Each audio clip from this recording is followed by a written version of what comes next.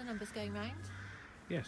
Ah, okay, so this is where we're going to plant our little foxgloves. These are small 9cm ones, which will flower a bit later on this year, which is very exciting. And Terry's already done a little bit of digging over. I got him to do the hard work. So I'm just going to go nicely in and make a hole.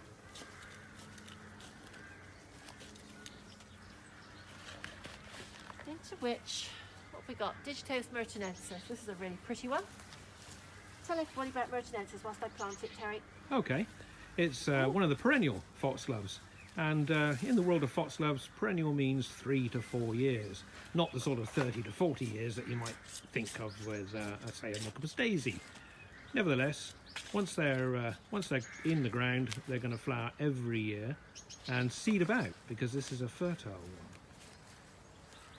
Mary's planting them underneath a rather nice shrub, Stachyrus praecox.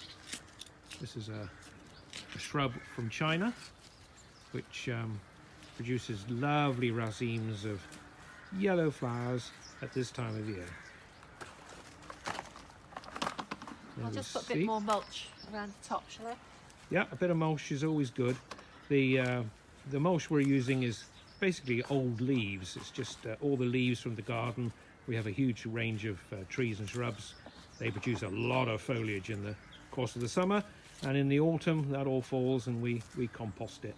And that's a really good idea, because essentially foxgloves, like so many plants, have a relationship, a symbiosis with the fungal strands in the soil, the mycorrhiza, and they love a bit of leaf mould to keep them going, and that's all the feeding you really need to do. If your soil's very poor, you can add a bit of fertilizer, but if not, then just a little bit of old compost is quite good enough.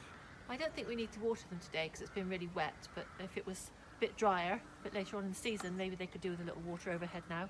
Yeah, good Let's go point. plant some more, shall we? I think so. What a great fun.